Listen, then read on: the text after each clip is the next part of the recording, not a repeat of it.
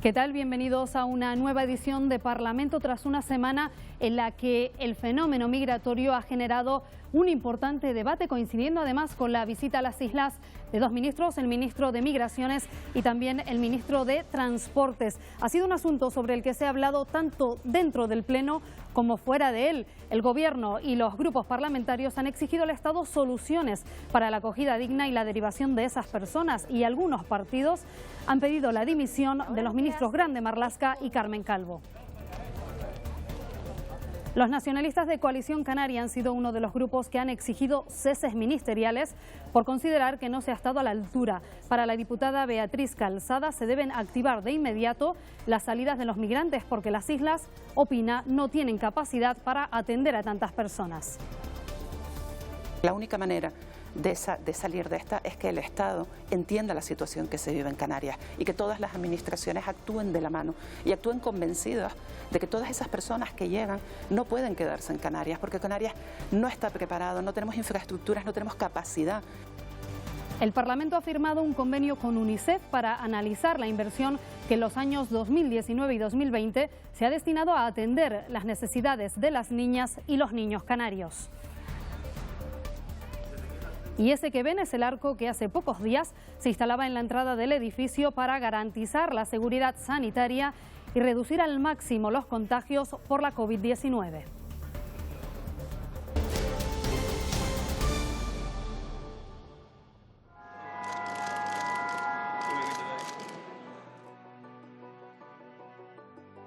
Nací en Las Palmas de Gran Canaria y he vivido en Las Palmas de Gran Canaria, en Teror y en Santa María de Guía, que es donde vivo ahora. No sería capaz de decidir por uno de ellos.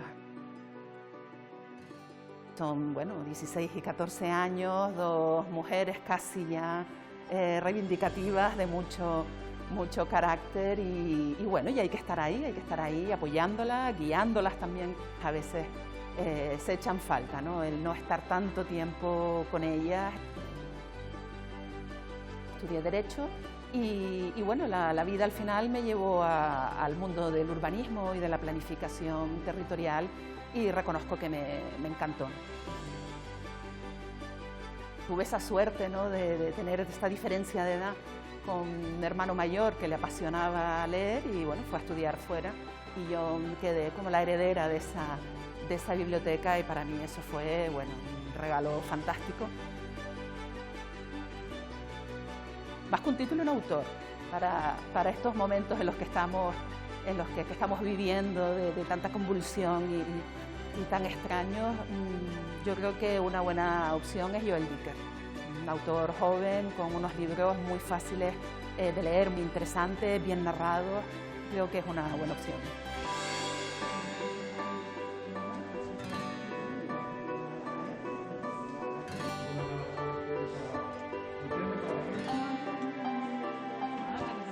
Bueno, señora Calzada, empiezo preguntándole por ese proceso en el que está a punto de entrar su partido, ese congreso, séptimo congreso de Coalición Canaria, que se inaugura, se celebra el próximo fin de semana. ¿Qué espera usted que salga de ese congreso? Eso primero que nada. Y luego, ¿se confirma que el señor Clavijo va a ser el único candidato a la Secretaría General? Bueno, empiezo por el final. Todavía no está abierto el plazo oficial de presentación de candidaturas, con lo cual eso no lo vamos a saber hasta iniciado ya el propio Congreso, pero por lo menos sí es la única persona que ha manifestado ya abiertamente su intención de presentarse a liderar el partido, a liderar Coalición Canaria, lo cual es una gran noticia para muchos. Y el Congreso, se celebra finalmente el fin de semana que viene y realmente pensamos que es importante que se celebre. Esperamos salir de allí reforzados. Hemos demostrado que Coalición Canaria está viva, que no es un partido de gobierno que solo existe para gobernar, como nos decían algunos, sino que es un partido que, como somos de gobierno y queremos estar en los gobiernos, nos hemos hecho fuertes, nos hemos estructurado, yo creo que mucho mejor, y eso es lo que vamos a hacer, salir como un partido reforzado y con la idea de darle a los canarios que Coalición Canaria es el partido que defiende los intereses de Canarias y además es que lo estamos viendo últimamente.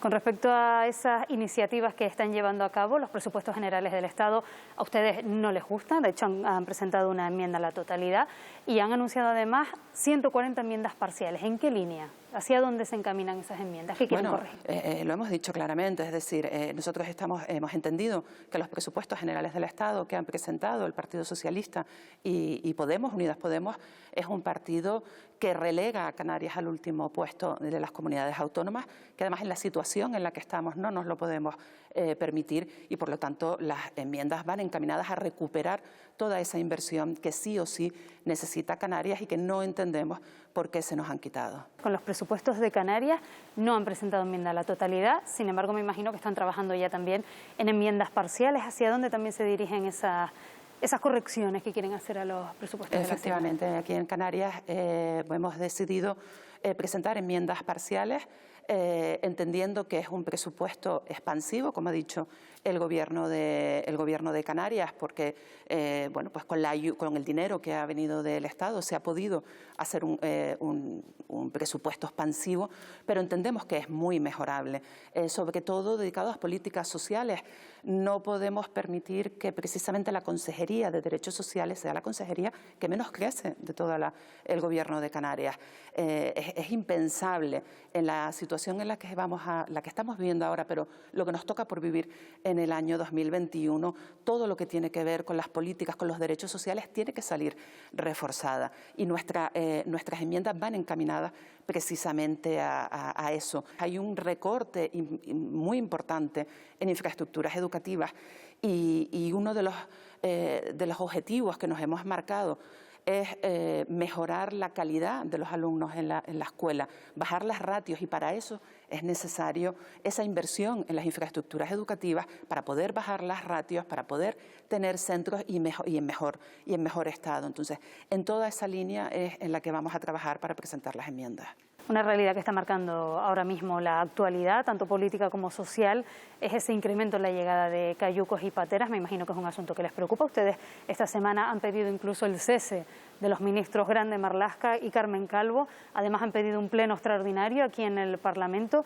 ¿Qué solución le ve usted a esta complicada situación? Mire, sabemos que es difícil, lo sabemos perfectamente, pero no es la primera vez que Canarias se enfrenta a esta situación.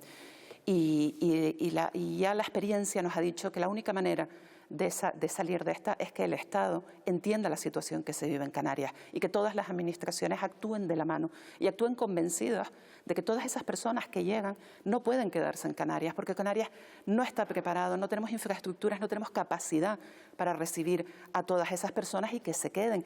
Tienen que seguir su camino. La mayoría además vienen ya sabiendo a dónde quieren llegar, que es fuera de Canarias. Lo que hay que hacer es permitir que eso ocurra y es lo que no entendemos.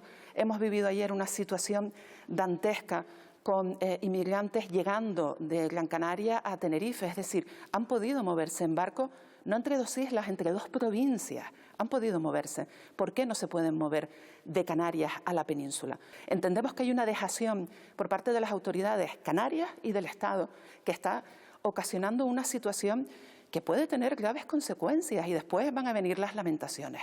Tienen que salir de Canarias, pero sobre todo por la dignidad de ellos, por su futuro, por lo que han venido buscando, que es un futuro que no está aquí en Canarias. Pero además, creo que la situación que estamos viviendo en Canarias, con unas situaciones de paro preocupantes, con unos niveles de personas inertes, que va a ser realmente más preocupante todavía el año que viene.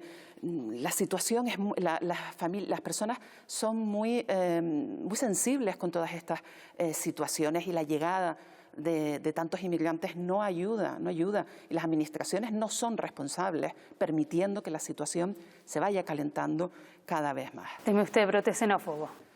Claro, es que se está creando ese caldo de cultivo. Afortunadamente yo creo que todos nos sentimos bastante tranquilos cuando vimos las imágenes el otro día en Las Palmas de Gran Canaria, en la Plaza de la Feria, donde los vecinos bajaban a ayudar, porque creo que esa forma parte de nuestra sensibilidad, la forma de ser del canario. Pero no hay que olvidar que hay una realidad muy dura que están viviendo los canarios, que se pueden empezar a plantear otras cosas y las administraciones no pueden permitir que eso pase. ¿Se refería usted a hacer ver al Estado la situación situación tan complicada que hay aquí. Han venido ministros en varias ocasiones, hemos tenido a Marlaska, ha estado Escrivá 2 veces, ha habido multitud de contactos con el Estado. Desde Canarias se ha reclamado, se ha rechazado. Esta semana hemos visto en el Pleno al presidente Torres incluso contradiciendo a Marlaska sobre ese tiempo máximo que los migrantes pasan en Arguineguín. ¿De qué manera se le hace ver al Estado que esto está pasando y que pues hay que ponerle solución ya? Pues mire, se le hace ver con un gobierno de Canarias fuerte, con un gobierno de Canarias que desde el primer minuto hubiese levantado la voz y hubiese dicho esto, lo que está pasando aquí en Canarias. Pero en serio, no susurrando, no pidiendo, no diciendo que esto no vuelva a pasar. Con un gobierno de Canarias reivindicativo en este aspecto. Y no lo hemos tenido. Ahora, cuando se ha evidenciado la situación que estamos viviendo, la situación de caos casi al límite que estamos viviendo, es cuando estamos viendo por primera vez al gobierno de Canarias y al presidente del gobierno decir algo, desmentir a un ministro. Al Estado le es muy cómodo que los inmigrantes se queden en Canarias porque de aquí no pueden salir. No es lo mismo que si estuviesen en Andalucía, donde se pueden mover por la península. Y por eso ahora estamos en esta situación y ya cualquier cosa que se haga ya es tarde. No digo que no sea posible, por supuesto que sí, pero ya llegan tarde.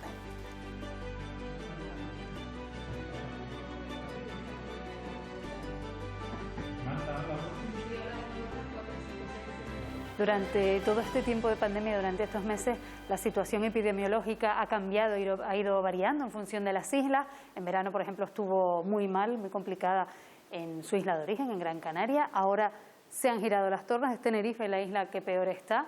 Se han tomado medidas, llevamos varias semanas en semáforo rojo, sin embargo, pues parece que la situación está estancada. ¿Qué considera usted que hace falta? ¿Es, por ejemplo, partidaria de un toque de queda?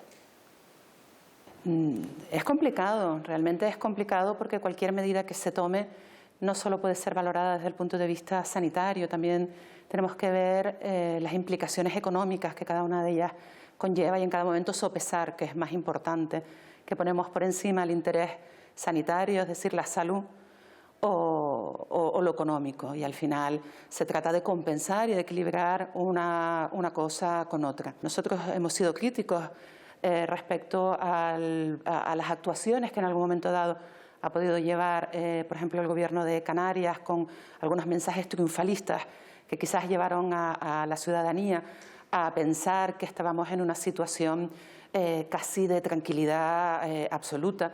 Y eso al final se traslada en que la gente se relaja y tiende a lo que ha hecho toda la vida, que es a hacer lo que ha hecho siempre, a salir, a reunirse, quedar.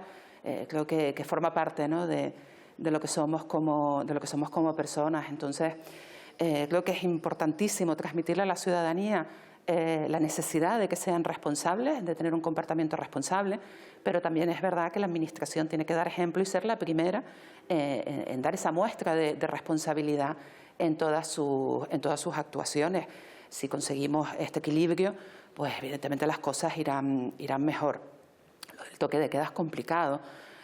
Quizás se podría mirar por zonas, en aquellas en las que pues, un comité científico determine qué es la mejor solución. Lo que no pueden ser son ideas soltadas al aire y que cada uno las vaya adoptando según su conveniencia, a veces hasta conveniencia política. ¿Es usted optimista con respecto a las vacunas en las que se está trabajando? Hemos visto que se han anunciado efectividades del 90, 95, muy altas para estar en este proceso de investigación. Yo quiero ser optimista porque creo que necesitamos ser optimistas, necesitamos para llevar el día a día, necesitamos saber que hay un objetivo que se puede cumplir, que en este caso es esa vacuna tan ansiada.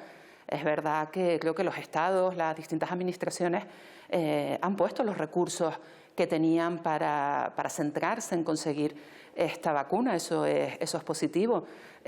Positivo, igual que se ha visto la importancia de tener buenos científicos, de tener un buen cuerpo científico, muchos hombres y mujeres dedicados a la investigación. Y al final estamos viendo la importancia de tenerlo, ¿no? Esas personas preparadas y esos recursos. Yo confío en la profesionalidad de toda la gente que está trabajando, que desde hace muchos meses lo están dando todo, se están esforzando al máximo por conseguir esas vacunas, y yo espero que sí, que se consigan cuando se tienen que conseguir. Tampoco ayuda esos anuncios fuera de tiempo, ¿no? Anunciando unas vacunas para un tiempo y después los propios científicos dan otra fecha, ¿no? Hay que ser optimista, pero hay que ser realista. Durante el verano, cuando se estaba pensando en que iba a comenzar el curso, que estaba la situación, pues estábamos en plena pandemia, incluso desde que estábamos confinados, los niños en casa, no se sabía muy bien cómo iba a arrancar el curso y se apostó por la presencialidad, sin dejar de prestar atención también a esa parte tecnológica por si hubiera que confinar. ¿Qué valoración hace usted del inicio del curso escolar, de cómo se ha desarrollado todo en estos 2 meses que llevamos ya de curso? Vamos a ver, el inicio del curso fue una continuación del final del curso, que fue un caos absoluto. Entendible en cierta manera, porque estábamos en una situación que no habíamos vivido nunca, que nos cogió a todos con el paso cambiado, pero hubo mucho caos, hubo falta de toma de decisiones. No podemos obviar que aquí en Canarias pues le costó el puesto a la consejera de Educación, cómo se estaba gestionando toda la pandemia, la situación que se estaba viviendo. Y yo sí creo que el éxito, por llamarlo éxito, del inicio de las clases presenciales se han debido a los docentes, a esos equipos directivos que durante el mes de agosto se quedaron trabajando, se quedaron adecuando sus trabajos, se quedaron haciendo unos protocolos cuando ni siquiera tenían claro cuáles eran las instrucciones, al todo ese profesorado que se incorporó en septiembre y que lo dieron todo, y en el día a día hoy siguen trabajando al máximo, esforzándose al máximo porque las clases puedan continuar, por tener cuidado con los alumnos, por tener cuidado ellos mismos, por transmitirles también la importancia de ser responsables, de ser cuidadosos. Entonces, creo que sí hemos podido mantener el curso presencial en gran medida se debe a la profesionalidad de nuestros docentes. Y sin duda los niños y las niñas también nos han dado una lección de haberse acostumbrado.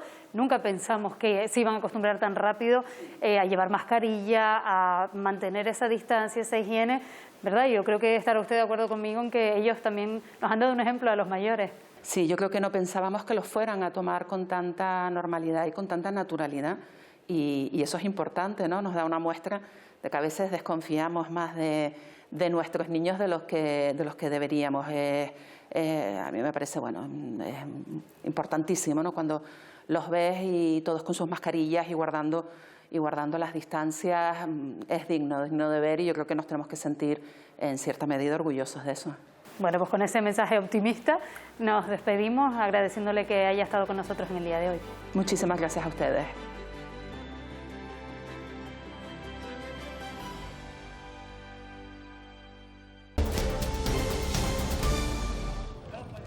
Este era el momento en el que más de un centenar de migrantes eran puestos en libertad y trasladados desde el muelle de Arguineguín hasta Las Palmas de Gran Canaria.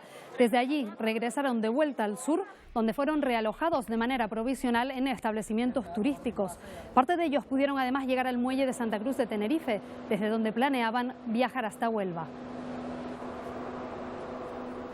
Pues esas imágenes provocaron reacciones en el gobierno y en los partidos políticos. El presidente de Canarias gestionó la reubicación de estas personas y buscó responsables en todos los ministerios, donde parece que nadie sabe quién dio la orden. Ángel Víctor Torres convocó una rueda de prensa en el Parlamento donde aseguró que esto no volverá a ocurrir. Debe esclarecer, porque es una decisión inaceptable, que además se hace sin conocimiento. Yo tuve justamente noticia de lo mismo a través de la alcaldesa de Mogán, que estaba in situ en el lugar y va en contra de todos los protocolos y de las actuaciones previstas, ¿no? Estamos en un momento muy complicado ante un fenómeno migratorio que no tiene fácil solución. Y todos los grupos parlamentarios mostraron su rechazo a estos hechos. Coalición Canaria reclamaba el cese inmediato de los ministros Grande Marlaska y Carmen Calvo. Podemos también ha hecho declaraciones en esa línea y el PSOE califica de inadmisible lo sucedido.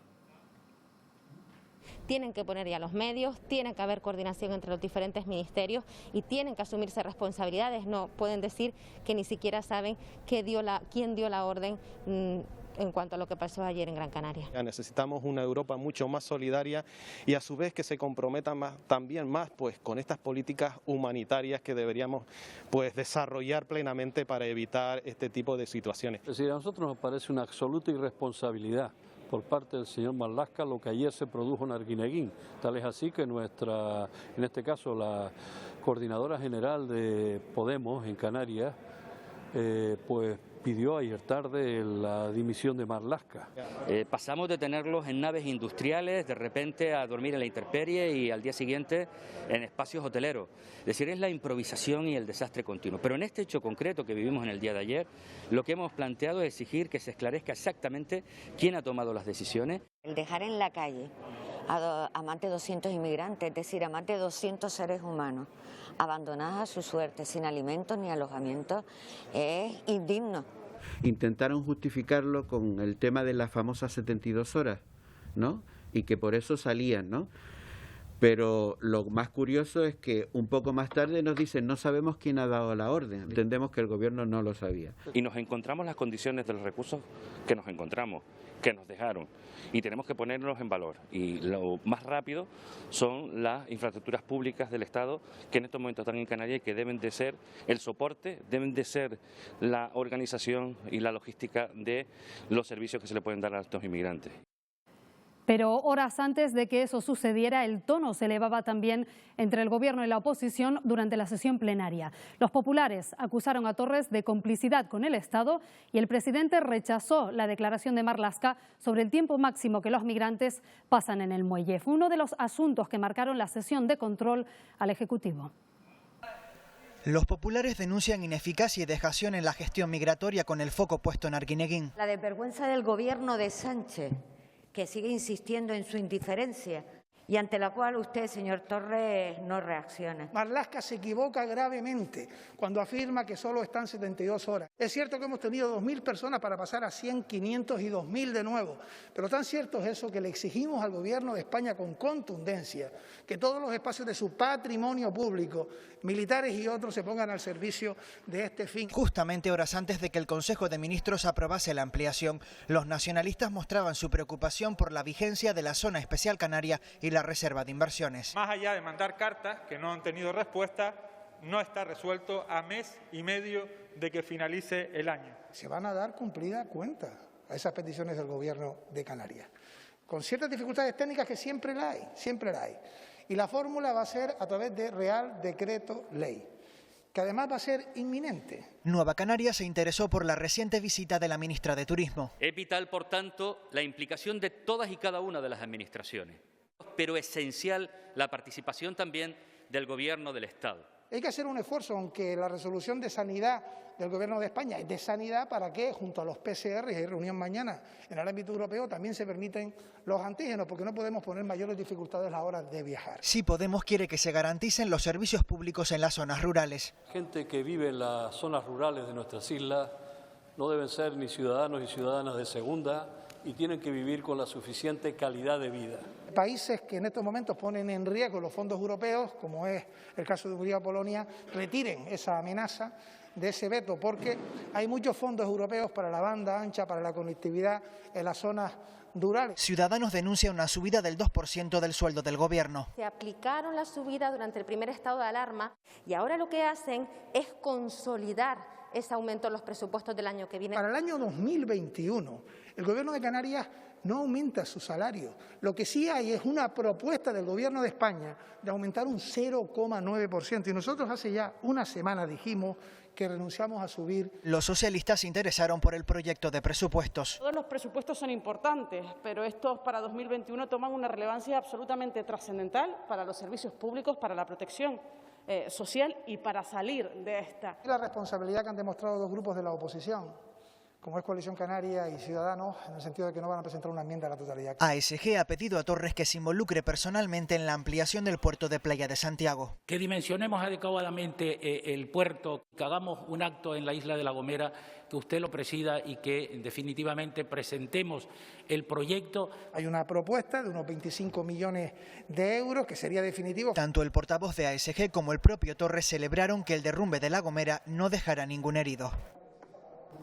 Cuando seguimos en pleno trámite presupuestario, el consejero de Hacienda ha apelado a que las fuerzas políticas con representación en el Congreso apoyen las cuentas del Estado en un momento complicado donde este instrumento, dice, es especialmente relevante.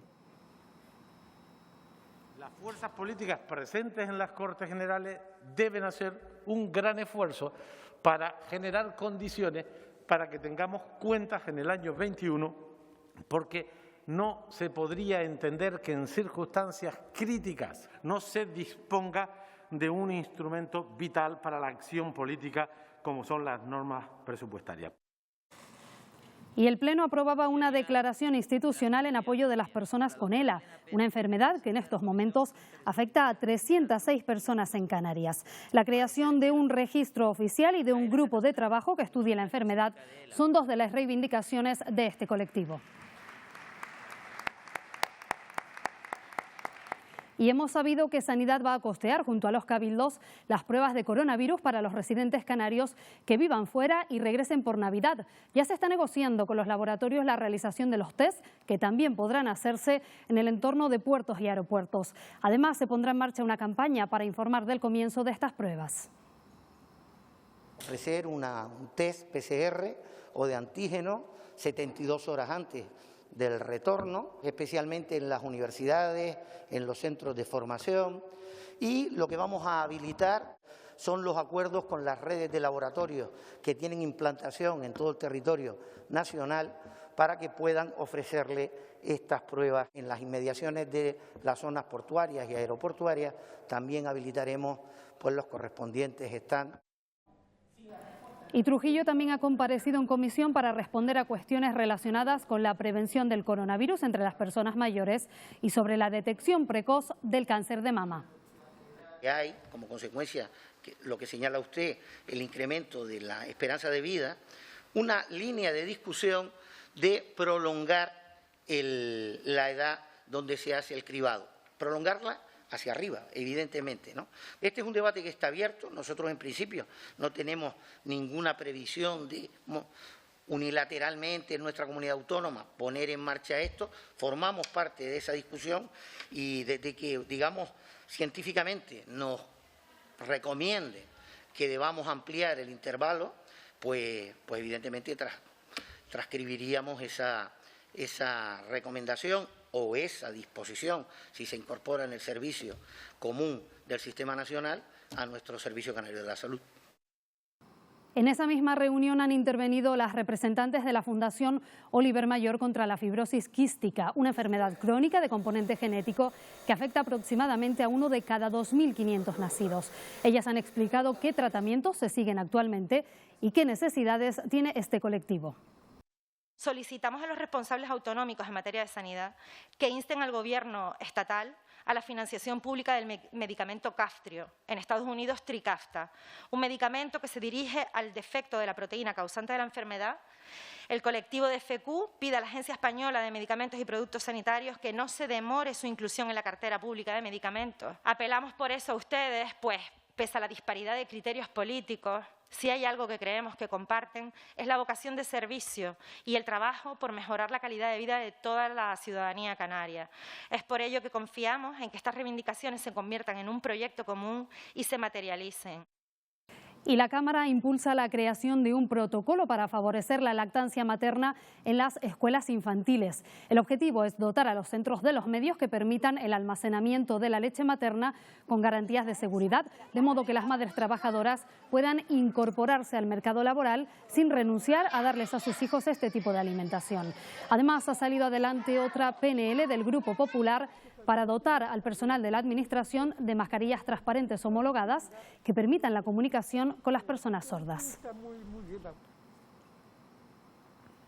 A las puertas de la conmemoración del Día Internacional de la Lucha contra la Violencia de Género, el Gobierno de Canarias ha puesto en marcha el proyecto Bicácaro. Con él se quiere introducir conceptos que favorezcan la igualdad de género también en las etapas pre- y posobligatorias de la enseñanza. Lo primero será formar al personal docente que impartirá esos conocimientos a los niños y las niñas. Esos materiales nos educarán en que todas las personas debemos tener las mismas oportunidades, los mismos derechos en la construcción de una sociedad que sea más justa, más igualitaria y más diversa.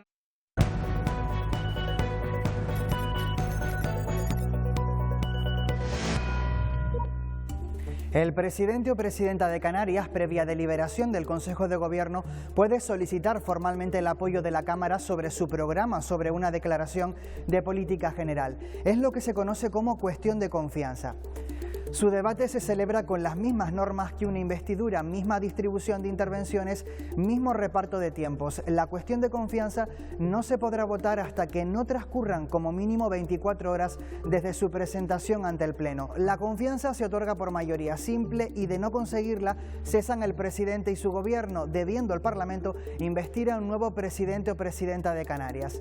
En este último caso, cuando la cuestión fracasa, el procedimiento para elegir al nuevo jefe del Ejecutivo es el mismo que se utiliza para la investidura tras las elecciones, tal y como recoge el artículo 48 del Estatuto de Autonomía.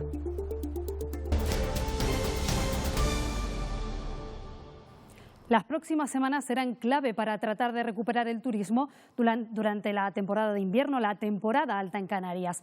Para eso, la consejera del área confía en que el Estado autorice finalmente los test de antígenos como prueba complementaria de las PCR para garantizar la seguridad del destino.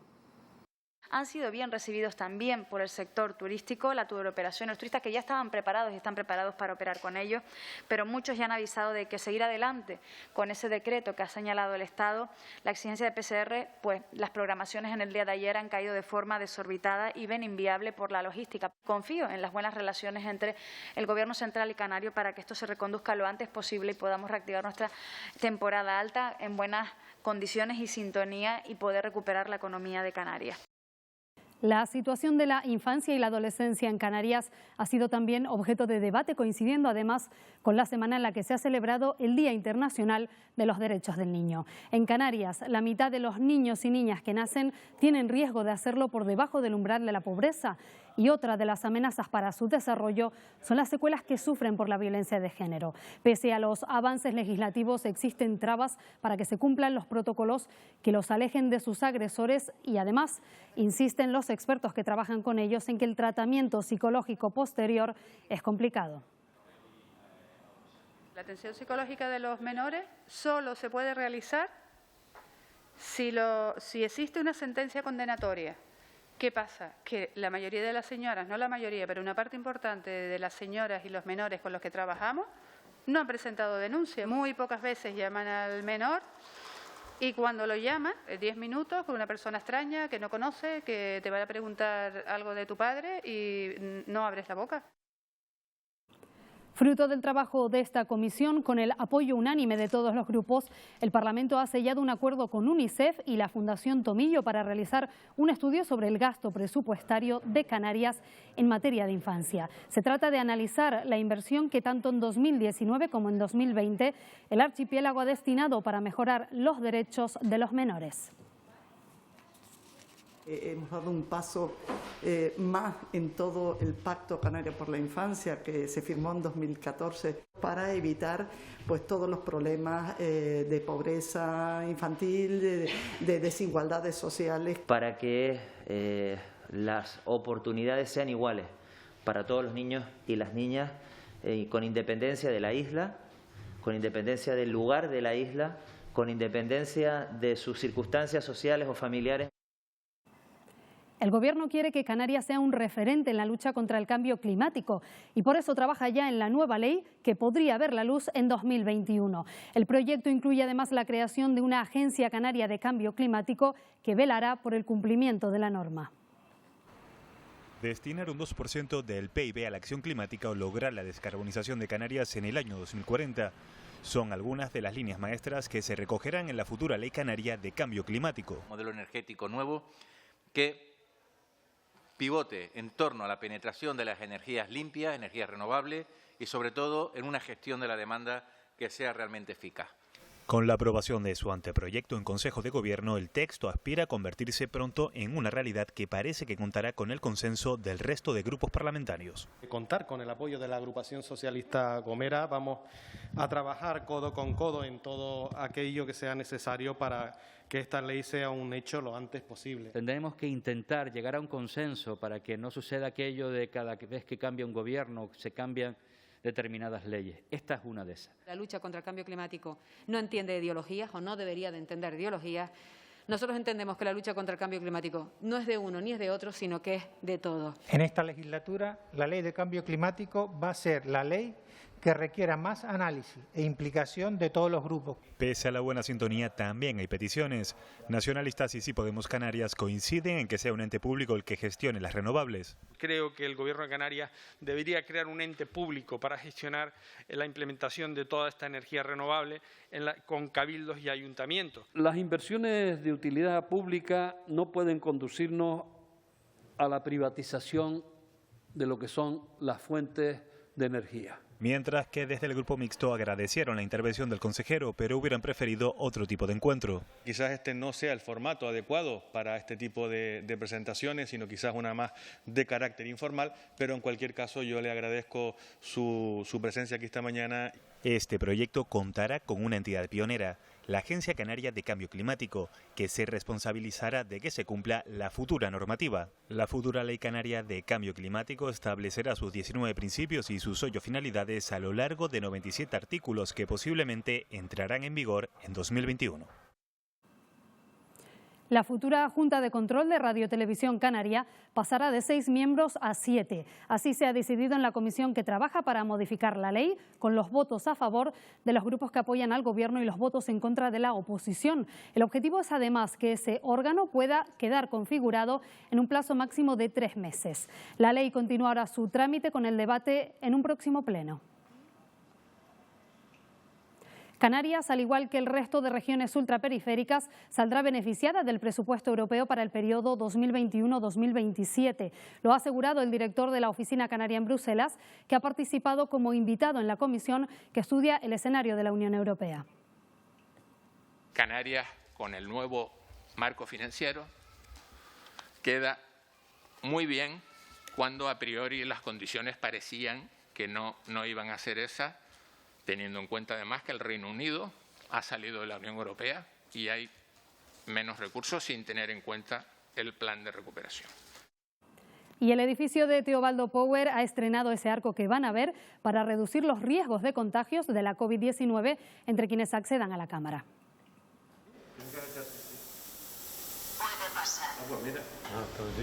¿Y ahora? Se trata de una cabina de desinfección que cuenta con hasta 6 etapas en menos de 15 segundos. El sistema está desarrollado por una empresa canaria y llega incluso a rociar a los usuarios con aerosol desinfectante. También cuenta con una alfombra que elimina impurezas en el calzado. Y seguimos haciendo un recorrido por las obras de arte que atesora el Parlamento con esta de Luis Palmero.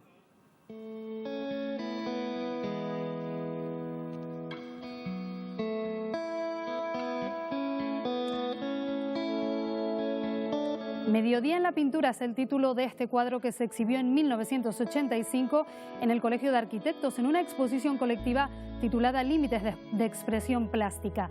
En ella el común denominador era la juventud de sus autores, que debían comprometerse con la ruptura y la puesta en jaque de los límites del concepto y del lenguaje. La obra fue adquirida después por el Parlamento, siendo el desaparecido Pedro Guerra su presidente.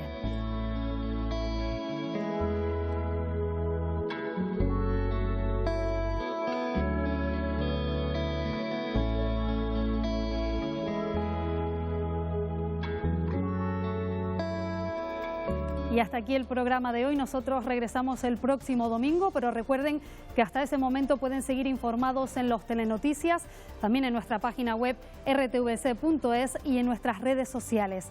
Que tengan una muy feliz semana. Adiós.